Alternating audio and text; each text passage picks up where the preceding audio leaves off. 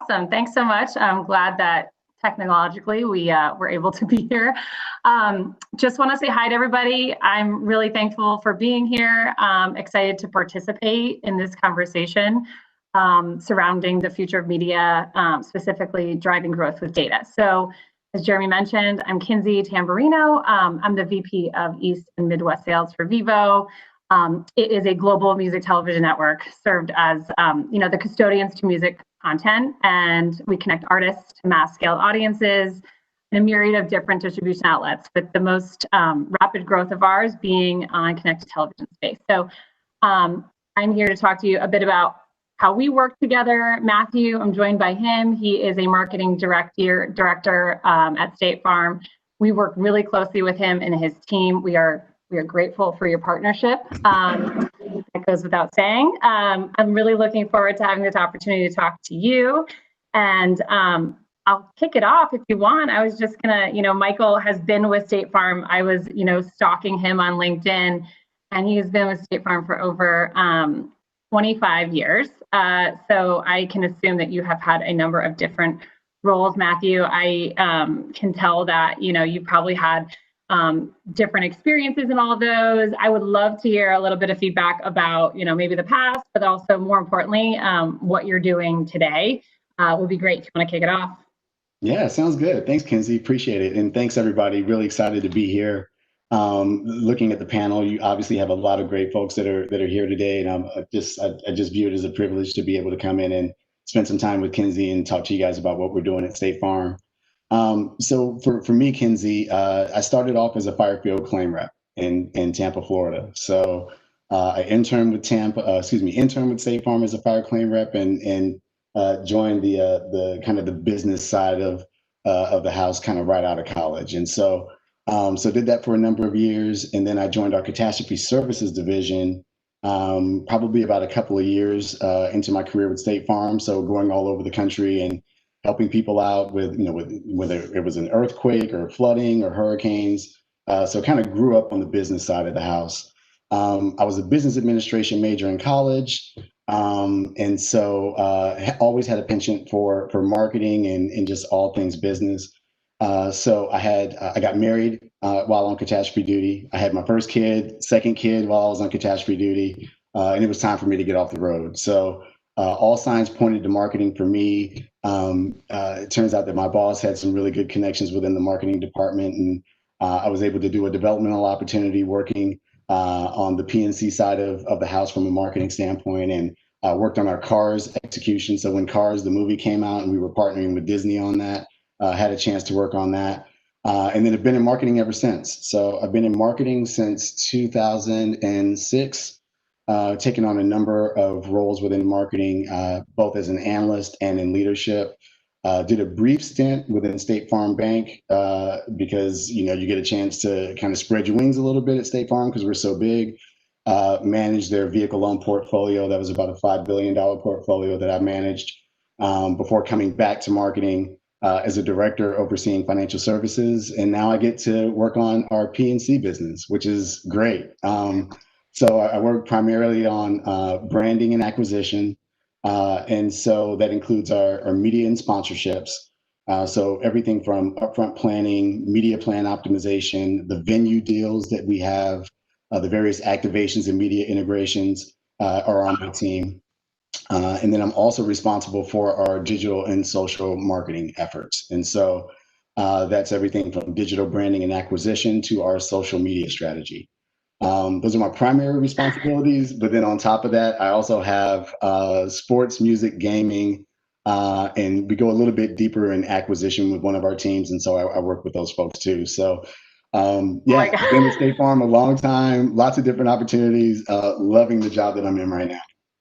That is great. Oh my gosh, I can't even imagine like all the catastrophe work that you've done, how like integral you could be right now, considering literally every day we have natural disasters upon us. So kind of fascinating, but that is cool to see you have had that trajectory throughout the company. And now you to influence marketing the way that you have, that's pretty amazing. So I'm sure, like speaking on behalf of what's going on in the world with fires and hurricanes, I would imagine that a key objective for you guys at State Farm is to play a really important and trusted role, especially like in times right now. I can't imagine. I mean, you guys are pretty necessary if we've ever thought about, things that were necessary to individuals. So what is, I guess, a key focus for you guys, or like a brand promise, something that you guys are doing and making customers across all your media outlets aware of right now?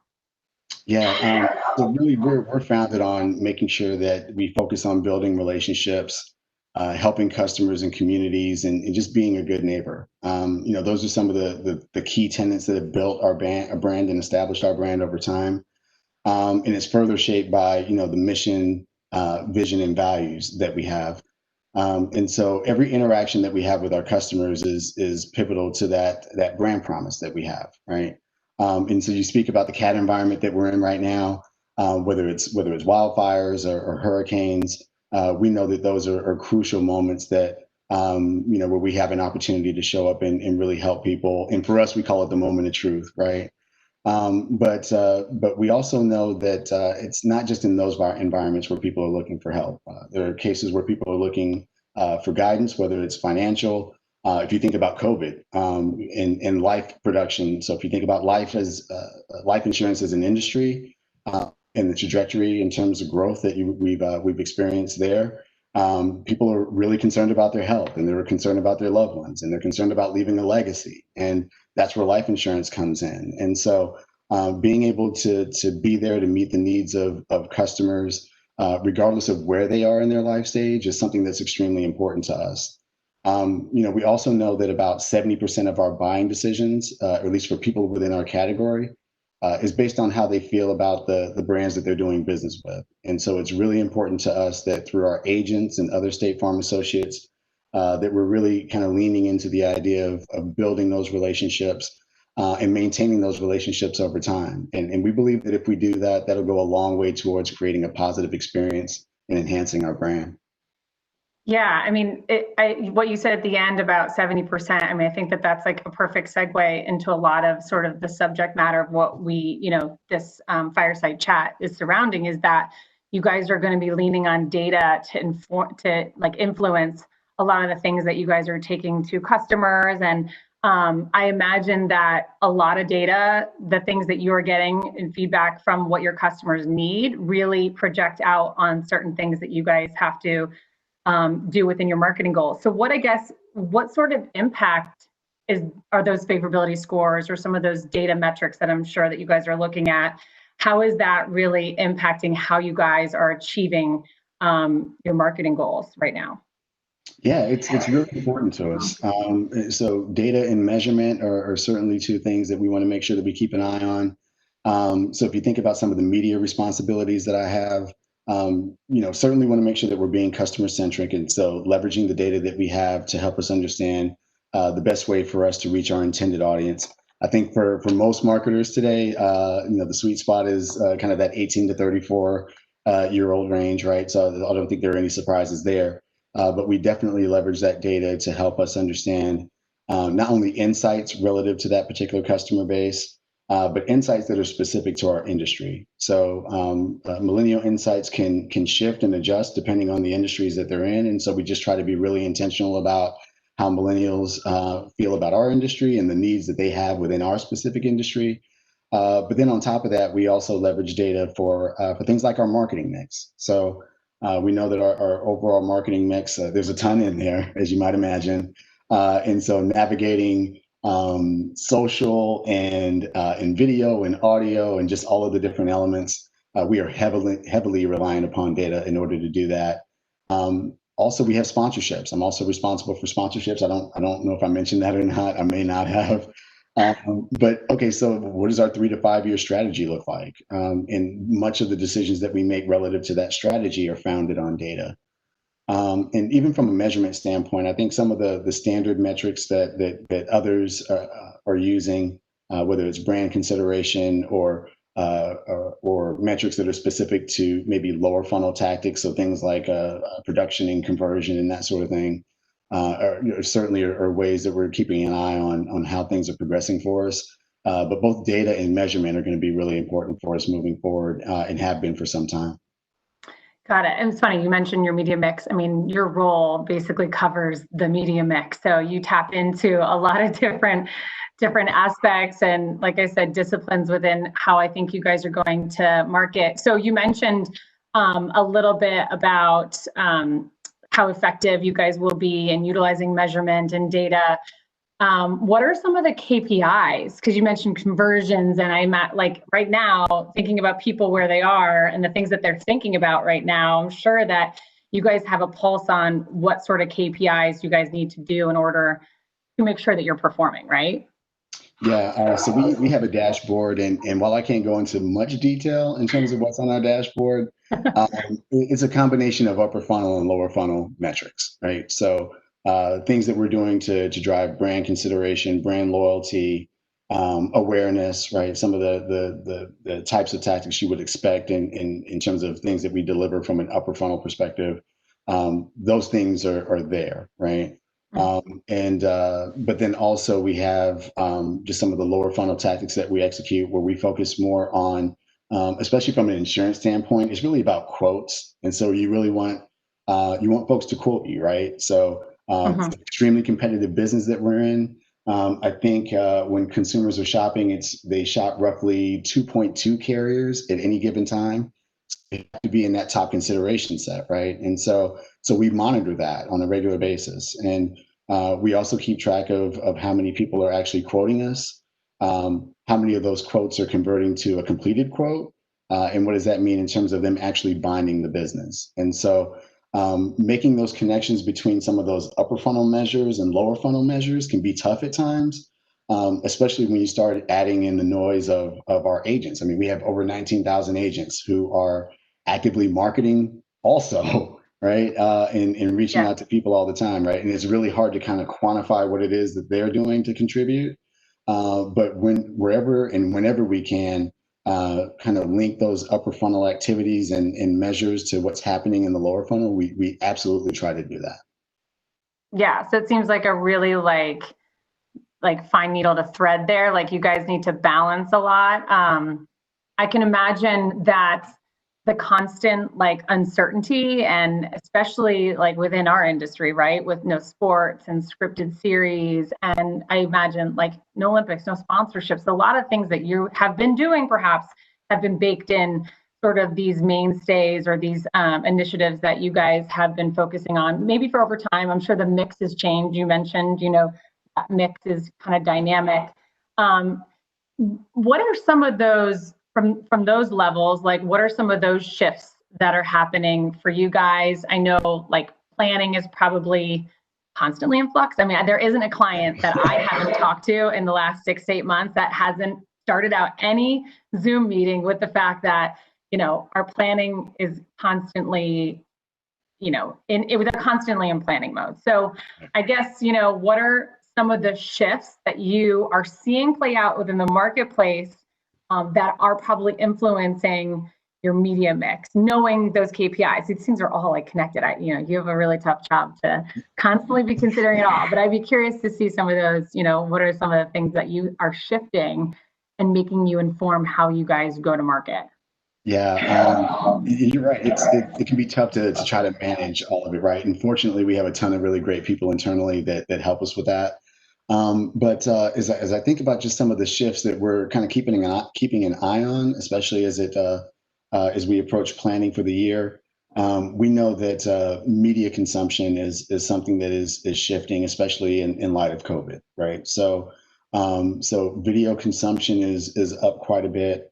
And especially on the streaming side, and so that's something that we're monitoring, because I think historically we've spent quite a bit of our or invested quite a bit of our overall video buy in linear, right? And we do believe that linear is still a significant part of our overall video mix. But as we think about just kind of where consumers are headed, and it's not just millennials, right? It's everyone. Everyone's streaming more. And everyone's using connected televisions and everything else to consume that media, as well as mobile devices. And so So we know that those shifting consumption habits relative to video are something to keep an eye out for, and we're going to be making adjustments there. I think the other space that we're taking a close look at is audio. There's a ton that's happening in audio right now. Terrestrial radio certainly has its place, but we also know that streaming audio is picking up, especially in the podcast space, and so we're active there. And so when it comes to video and audio, being with Vevo and being a partner of ours, music to our ears. Yeah, I mean it's right in your sweet spot, right? So we know that there's certainly opportunity there, and want to continue to build on that. So video and audio are certainly two places that we're keeping an eye on. The other thing I would say is more from a consumer behavior standpoint. So we've seen accelerated digital adoption, right? And that's something that I think all of us have either read about in the trades or seen in the news. The stat that just keeps coming back to me is that over the last 5 months, our digital adoption has accelerated by 5 years, right? So that's a pretty staggering stat. Every time I hear it, I've heard it in so many different settings. I guess that's why it's stuck with me. But we know that digital adoption is something that we need to make sure that we're embracing and that we're ready for. And so how can our overall media mix reflect that? And so that's something else that we're thinking about. And then I guess the other thing I would say in terms of consumer behavior, this is probably more of a recent phenomenon, but mass migrations are happening all over the country right now. You think about what's happening in New York and Chicago and in San Francisco. You have folks that wanted to be there because really that's where the action was, right? But you have a number of companies that haven't gone back to the office yet. You have a company like Twitter that says, hey, look, you guys can work from home forever. And so you have folks that are leaving there and they're going to Texas, they're going to Florida, they're going where it's warm. I'm from Tampa, Florida. So if we ever went all virtual, I would not be in Bloomington, Illinois. I'd be on the beach. Like we'd be doing this from the beach. You know what I mean? Yeah, because well, your picture is that there's some palm trees in that photo. that's my inspiration. You know what I mean? So, we'll get to it. But yeah, we know that. So we're keeping an eye on that because we're trying to understand what that means in terms of traffic patterns, in terms of housing starts, and what that means, because from an auto and home perspective on the insurance side, that's something that's really important to us. So it's definitely something that we're keeping an eye on. Not sure if it will influence our media or marketing mix all that much, but I think the jury's still out. That's a good, so you touched on a lot of things that obviously are, poignant for our business and our partnership and how we work together, but also, so when you mentioned, which is, a lot about the migration to streaming, but before I go into the CTV, when you said local at the end, when you were talking about, obviously you have local agents, and local has probably always been a part of your mix. And like you said, it's just, do you think, no one really knows this, right? Because who knows what the world is going to turn out to be, but like this migration of localized initiatives, like this is important to you at State Farm, but I imagine that's important to everybody. You think it's going to last long, that like this is going to be kind of not a new normal, but like a new bigger priority for some industries, obviously within yours, but maybe others? Like local is huge, right? And we're upon a political year, so I can imagine it could have an impact long term. Yeah, I think that's right, actually. So with our overall buy, right, that we make, it's normally at a national level, right? So it's pretty broad. You're trying to, you're trying to gain some efficiencies through scale. But we do also realize that there are certain pockets within the U.S. that are must wins for us. So we're in the political season, right? These are battleground states, right? These are states that we have to win if we want to maintain and extend our leadership position in this industry. And so being able to localize at least portions of your marketing plan, at least for us, is really important.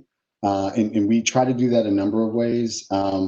There's certainly ways that we can do that through addressable TV, for example, right? So the technology exists today where you can do targeting that was maybe more specific to digital platforms before. You can now do that in television.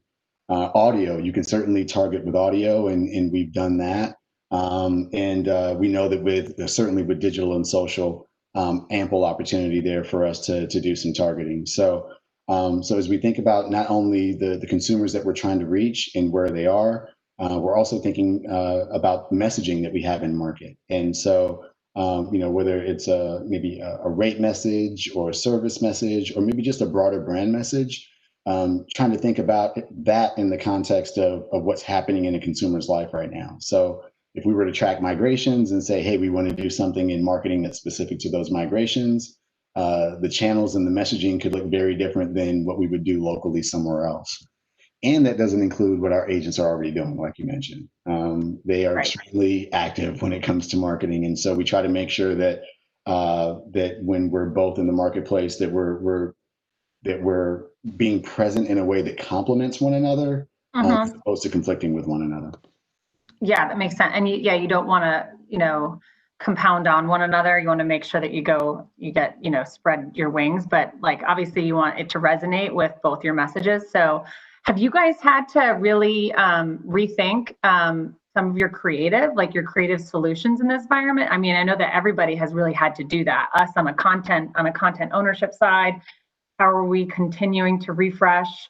Us, obviously, our artists are no longer hosting concerts, right? Like we were talking about this last time we spoke. So video is playing a really integral role, obviously, within their world, but then and the consumers. So how are you guys catering to your content? You guys have the best creative. You have such awesome, like, comedic, yet like there's also those that are like really pull on the heartstrings. So how have you guys been able to manage that throughout COVID and the pandemic? Yeah, so thanks for the compliment, first of all. I really appreciate that. No, so as far as COVID, it's been a challenge, right? So there are so many examples I can give you. I'll start with the one that's probably most specific to COVID. So we had just launched a refresh campaign before COVID hit. And so there's lots of work that we had in the can. It was already produced. It was ready to go. And then COVID hits, and you have to be mindful of the tone that you're setting in the marketplace when people are hurting, right? Physically, emotionally, financially. And so we wanted to make sure that we had a message in the marketplace that didn't come across as tone deaf, and was really as clear as we could be about how we're trying to demonstrate how we can help you in these times. And so there was a separate team, not my team, but there was another team that actually executed the COVID spot that we had in the marketplace, and it was the one that we had that featured our CEO at the end. We don't do spots like that. I mean, you just described the spots that we do. It's Yeah. kind of tongue in cheek, and we're serious when we need to be, but we leverage humor, and we think that there's a place for that. This spot was very different. It kind of showed people in coping in this environment. Showed some of our partners who were in the marketplace and helping. It showed agents who were in the marketplace and helping. And then, like I said, at the end, it showed our CEO. So that's the message that we had in market early on with COVID. That messaging is adjusted over time, and I think that's consistent for many brands. I think many of us are kind of out of that response phase where maybe we had more COVID specific messaging in market. Now we're starting to pivot to something that maybe better resembles where we were prior to COVID coming out. But we're also trying to be mindful of just some internal changes that we're making that might influence our work. So there's the external environment that we're always trying to make sure that we're keeping an eye on. But as we think about different product changes or pricing changes that occur within State Farm, we want to make sure that we have messaging in place that reflects that. And so if you think about our new Surprisingly Great Rates campaign, you see us leaning into price a little bit. And for those of you who have been following State Farm over time, we haven't really done that. But we know that our marketplace, not our marketplace, but excuse me, but our industry has been commoditized in a lot of ways. The value that we bring to the table may not be as important to consumers anymore, especially in times like these where financially, things can be tough, and you're trying to find ways to save money. And I think State Farm, in a lot of ways, is viewed as an aspirational insurance brand, and so people have certain assumptions when it comes to that, namely that can't afford State Farm, and that's one of the perceptual hurdles that we're trying to overcome. And so, taking a look at considering the external environment, some of the internal changes that we're trying to make, we try to marry those two, and make sure, like I said, that we're showing up in the market in a way that's relevant to consumers, with an understanding that it's a very volatile environment that we're in. Got it. Yeah, no, I can imagine. Again, like it's constantly like the yin and the yang, or like the art and science of how you need to look at your business. You've got to appease a lot of constituents, right? Like you've got your agents, you've got your customers. You want to make sure you guys are relevant. You're tapping into younger audiences. Like you want people to lock in with State Farm and like be partners with you for a long time. So yeah, you're weighing a lot of different things. I think that if I will go back to what you said before and some of the things that are influencing your decision making going forward, you were talking about streaming and the 1834, your audience targeting is maybe getting a little bit younger. What are some of the things that you're looking at, streaming services, connected television, platforms, or content owners? What are some of the things you're looking for them to do to help drive? I imagine obviously the audience, but like in addition, like what are some of the things that you're looking for CTV to solve right now? Yeah, so for us, CTV is an integral part of our overall video plan. And so we know that consumption is up there. I've seen studies recently that suggest it's up as high as 16% year over year. So that's something that we want to make sure that we're continuing to keep an eye on and adjust to account for. But we also know that it can be harder to reach millennials, via video, because I think, well, at least another study that I saw suggested, I think it was 46% of 18 to 34-year-olds that their digital consumption is on ad-free platforms. And so trying to meet those folks where they are is something that is going to be really important to us, and we'll continue to focus on that. And measurement, just going back to measurement, we know that that's going to be something that is going to help us do that, because we know that with mediums like connected TV, it gives you an opportunity to target households and users in a different way, and it's certainly something that we want to make sure that we're doing. With the understanding that there are a variety of ways to reach consumers through video, audio, and social and digital. To your earlier point, we have a ton of constituents that we're trying to appease, and that can be tricky when you're insuring 1 in every 5 households. We're not a monolithic society by any means, and so it can be a challenge at times to try to reach people in the ways that you would want to. But I think that's where mediums like connected TV come in, right? And addressable TV and some of the other things that us and other brands are leveraging to be more targeted. That's something that we are hyper focused on going into this coming year, is knowing that there's still a place for mass media, right? But how do we leverage some of the data and insights, and frankly some of the capabilities that we have today, to allow us to be able to target that much better, and have our work not our work necessarily, but have our budgets work that much harder for us. Yeah, no, that makes a lot of sense. And I imagine, CTV, you said it's a big part of your, going into next year.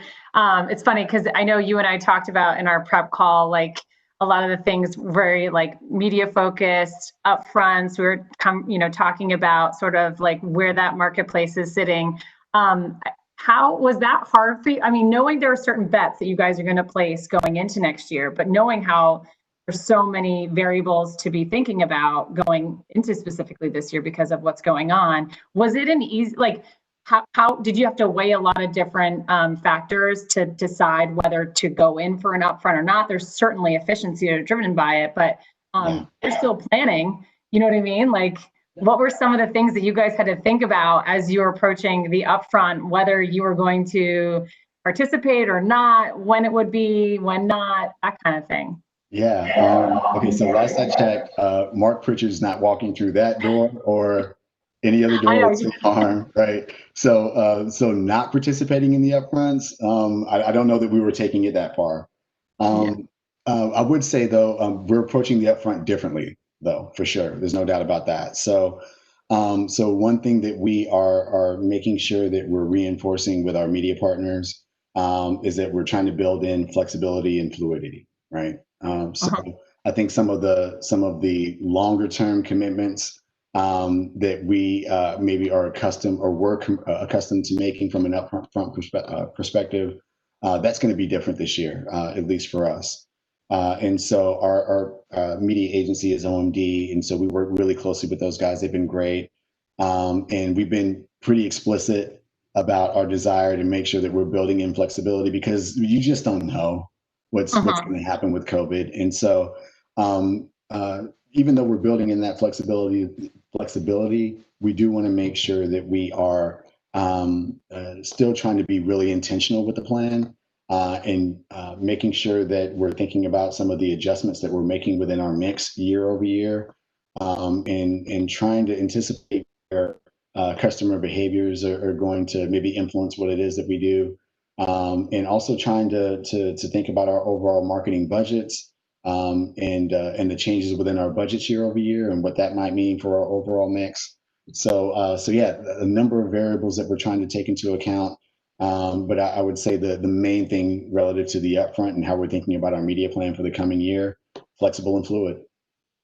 Yeah, makes a lot of sense, especially, and also like, efficiencies, if you're becoming more price conscious and you're thinking about the messaging that you're putting out there, there are advantages you can't overlook that the upfront does offer. So makes a ton of sense.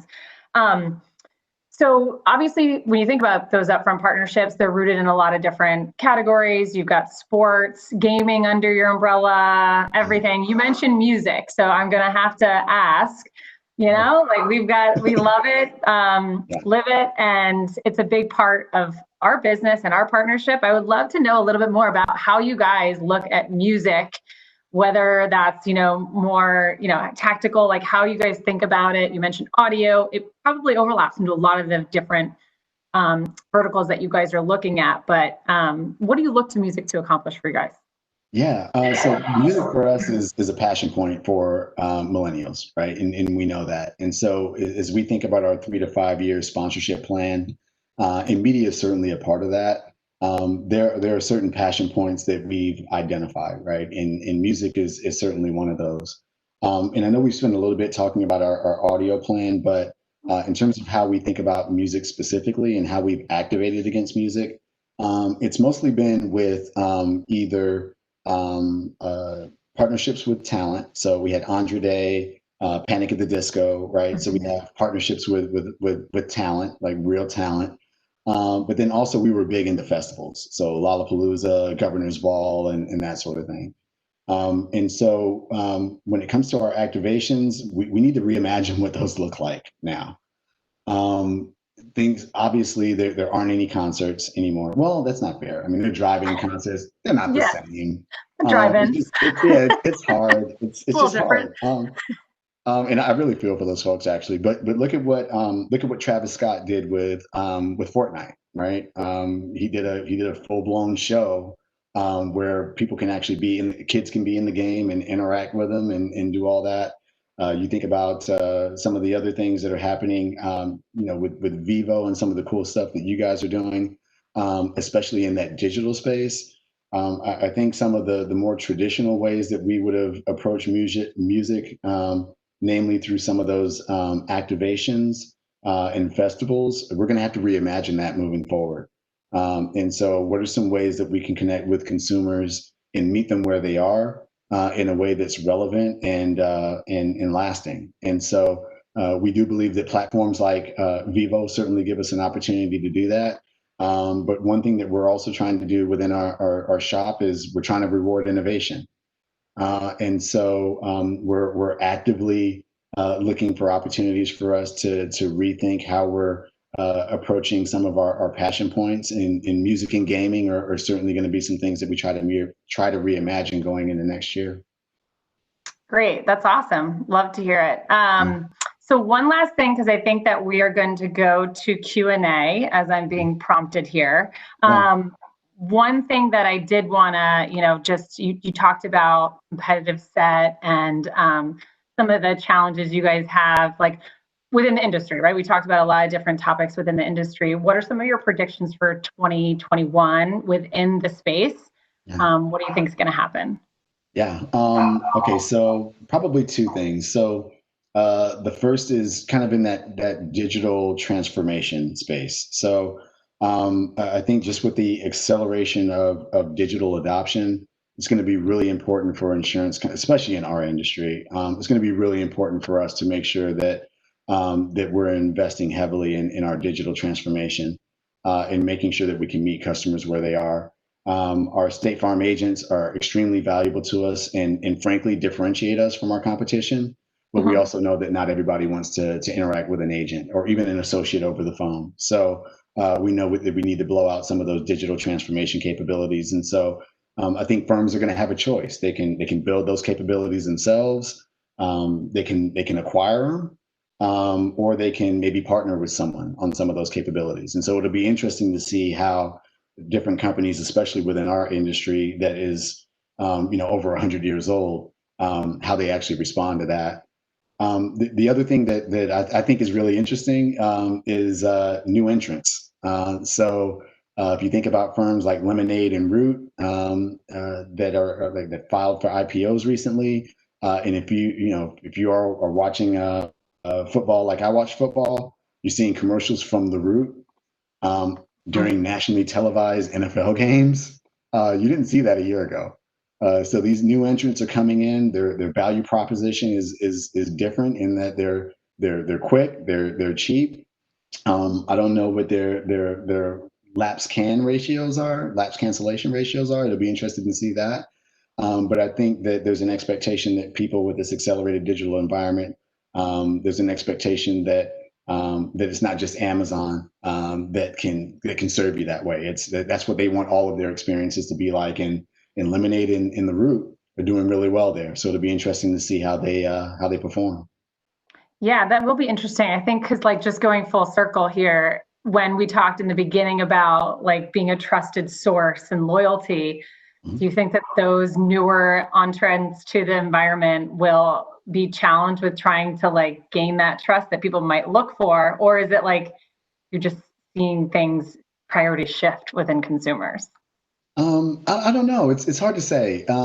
I think that the way that we've traditionally thought about building up a brand and doing it over decades, we're going to be 100 years old in 2 years, right? And so you think about the brand equity that we've established over time. I don't know that that's the path anymore, right? I forget how old Amazon is, but look at Amazon today, right? And granted, these folks are going to have a value proposition, or these firms are going to have a value proposition that resonates. Their level of marketing investment in building out their infrastructure is going to have to be significant.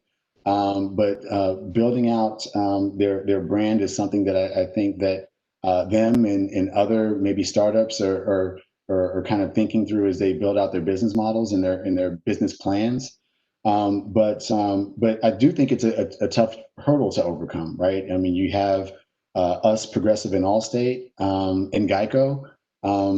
We make up a pretty large chunk of the insurance industry. And barriers to entry can be challenging in our industry. And it's not to say that Lemonade and the Root can't make any hay there, but I think it'll be a bit of a challenge. And then when you overlay what all of our firms bring to the table from a brand perspective, and some of the notoriety and confidence, frankly, that people have in some of the more established brands, it could be a bit of an uphill battle for some of the upstarts.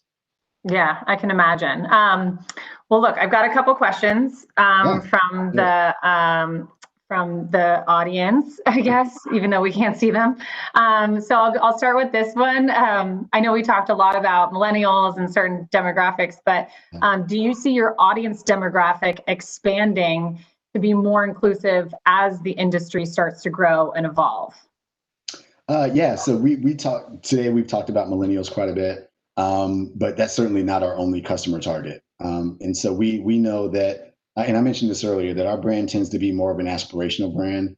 And so while we certainly want to make sure that we're connecting with consumers at a younger age, we know that as folks get older and they're more established, they tend to gravitate towards our brand quite a bit. And so when you look at some of the shopping data that we have, I think it would support that there's not just millennials that are important to us. There are other customer segments that we want to make sure that we're reaching as well. And so so we want to make sure that we're thinking about how we're marketing to all the different segments that we have. There are going to be some messages that resonate universally, right? But there are going to be other messages that might be better suited to someone who's younger, or maybe to someone who's a little more well established. But we try to make sure that we're thinking more broadly about our overall customer base, where our growth opportunities are, and then what does that mean for the types of tactics and messaging that we have in market. Got it. That's great. And I think so. One question we do also have was, how do you approach emerging media channels? So those new outlets that are just starting to take shape. I imagine probably a lot of what you do on the social side of your business. How are you factoring them into your overall media mix strategy? Yeah, so I mentioned earlier that we're doing what we can to try to reward innovation. I think that would be a great example of how we'd be doing that, right? So so we do have a kind of a test and learn approach that we're adopting. We're by no means perfect, right? We're still working through some of that, but we are adopting that test and learn methodology, and that's something that we've shared with our OMD partners. Is don't think of us as don't know that the environment's changing. Our mindsets internally are changing. You have some new faces that are in some of these roles. And the way that we're thinking about our business on the whole is changing. And we know that we have to do things differently. And we know that there are going to be emerging technologies and capabilities and platforms that we may want to test. So are there joint business plans that we can develop to try to test and learn and do so in a way that doesn't significantly impact our overall media investment, but is significant enough in order for us to learn from it and to be able to apply those learnings and either pilot or scale from there, or maybe say, hey, you know what, it was a lesson learned, and maybe this is a route we don't want to go down, but at least now we know that, right? And so, it's an opportunity that we wouldn't have maybe considered otherwise. And so I guess that's a long way of saying testing and learning is something that's really important to us. Good. So one other one, what has been the biggest challenge that you guys have faced, the State Farm has faced in 2020? 2020. That's such a broad question. No, it's a great question though. I mean, 2020 has been a beast, man. Oh my God. So I'll share one that kind of hits close to home for me. So you mentioned that I have sports responsibilities. Sports calendar has been a bear. It started with the NBA season being postponed. Then baseball was delayed. College football, you had 5 different power conferences that were all doing their own thing. And then you have Major League Baseball that started late. I think I said, I think I said that one. So college sports, we're big into college sports. We're big into MLB, NBA, NFL. The NFL started off fine, but then they had a COVID outbreak here not too long ago. So we actually have weekly meetings with our partners at Optimum Sports and the marketing arm, just to talk about how all of those different shifts impact our media buys, impact our activations, impact our contracts that we have with these folks, especially when you have seasons that are maybe bleeding over into other calendar years. That's one that's top of mind for me, in one that is that we're still navigating. But fortunately for us, not only do we have great people internally that are helping us out, but all of our partners, whether it's with the NCAA or even with the pro leagues, they've all been really great, and we've been trying to accommodate each other and give each other some grace in a really tough and volatile environment. Yeah, I can't imagine. That is tough, but you guys are weathering through it. So it's been, I see Jeremy here. It's been really great to talk with you, Matthew. Thank you so much. It's been a pleasure, and thanks, Brand Innovators. I know we didn't cover so much into the technology, the data aspect of the conversation, but I think we covered a lot of good ground. All right. Cool. Thanks, Kinsey. Thanks, everybody. Thanks, guys. Matt, were you behind the Last Dance work this past year? Yes, sir. Yeah, that was the best. I mean, again, I'm sure you guys will win many awards. That was a really memorable campaign. So congratulations on that. Yeah, thank you. Appreciate that. Cool. Okay, thanks, guys, so much. Really appreciate the time. Great conversation. Just want to remind our audience before we move into the next